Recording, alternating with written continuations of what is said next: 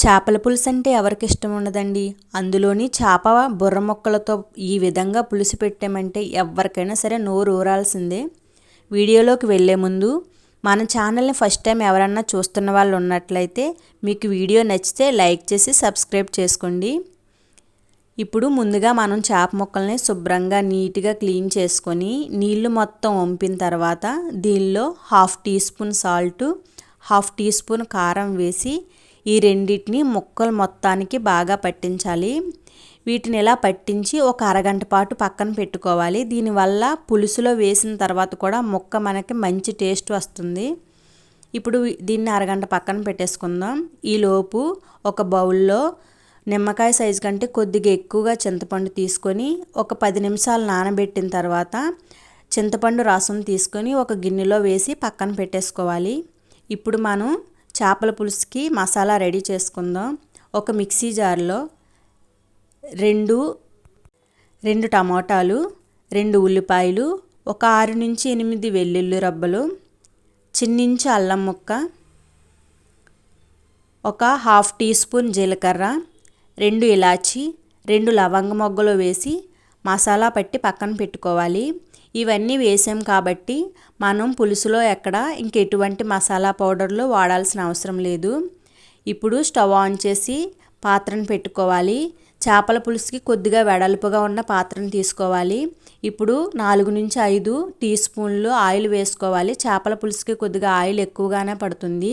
దీనిలో 2 ఉల్లిపాయలు, ఒక 3 పచ్చిమిర్చి, కొద్దిగా కరివేపాకు వేసి కొద్దిగా కలర్ చేంజ్ అయ్యేంత వరకు వేయించుకోవాలి.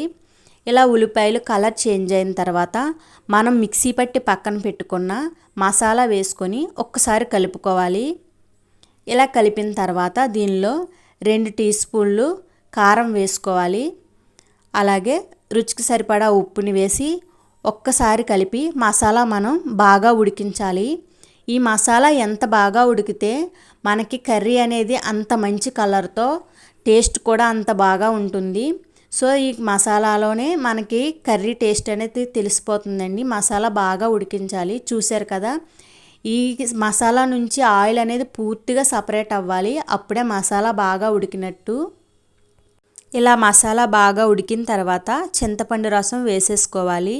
నేను ఇక్కడ పులుసు కొద్దిగా చిక్కగానే పెట్టుకుంటున్నాను. మీకు కొద్దిగా పలుచగా కావాలంటే కొద్దిగా వాటర్ అనేది యాడ్ చేసుకోవచ్చు. ఇప్పుడు ఒకసారి కలిపి మనకి పులుసు మరగనివ్వాలండి బాగా. అప్పుడే ముక్కలు యాడ్ చేసుకోవాలి. ఇప్పుడు మూతను పెట్టుకొని ఒక 10 నిమిషాలు ఉంటే మనకు పులుసు మరుగుతుంది. నేనైతే చేపల పులుసు ఎప్పుడు చేప బుర్రలు, చేప చివరి పార్టు తోక ముక్కలే పెడుతుంటానండి. మధ్యలో అవి ఇగురు వండేస్తుంటాను కర్రీ కింద. సో ఇలా చేప ముక్కలు పులుసు పెట్టుకుంటే చాలా బాగుంటుంది. పులుసు మరిగిన తర్వాత మనం పక్కన ఉంచిన చేప ముక్కల్ని ఈ పులుసులో వేసేసుకోవాలి. ఈ పులుసుని ముక్కలు వేసిన తర్వాత మాత్రం గరిటతో అస్సలు కదపకూడదు, ముక్కలు విరిగిపోతాయి కదండి. ఇలా ముక్కలన్నీ వేసేసిన తర్వాత ఒక్కసారి మనం ఇలా కుదిపేసుకున్నామంటే పులుసు అంతా ముక్కలకి బాగా పడుతుంది. ఇప్పుడు మూత పెట్టుకొని దగ్గరికి మరగనివ్వాలి. సో ఇలా పులుసు మనకు దగ్గర మరిగిన తర్వాత ఒకసారి సాల్ట్ చెక్ చేసుకొని సరిపోకపోతే యాడ్ చేసుకోవాలి. ఇప్పుడు కొద్దిగా కొత్తిమీర వేసి స్టవ్ ఆఫ్ చేసుకుంటే మనకి టేస్టీ చేపల పులుసు రెడీ అయిపోయిందండి. ఈ చేపల పులుసు వేడి వేడి అన్నంలో వేసుకొని తిన్నామంటే అబ్బా ఎంత బాగుంటుంది. చూస్తుంటేనే నోరు ఊరుతుంది కదా, మంచి కలర్ఫుల్గా కనిపిస్తుంది. మీకు నచ్చిందా? మీకు కనుక నచ్చితే మాత్రం లైక్ చేసి సబ్స్క్రైబ్ చేయడం మర్చిపోవద్దు. మాలాంటి కొత్త ఛానల్కి మీరు ఇచ్చే చిన్న లైక్, సబ్స్క్రైబ్ అనేది చాలా సపోర్ట్ని ఇస్తుంది. చూశారు కదా, ఇలా వేడి వేడి అన్నంలో చేపల పులుసు తింటుంటే చాలా బాగుందండి. మీకు నచ్చితే లైక్ చేసి సబ్స్క్రైబ్ చేసుకోండి.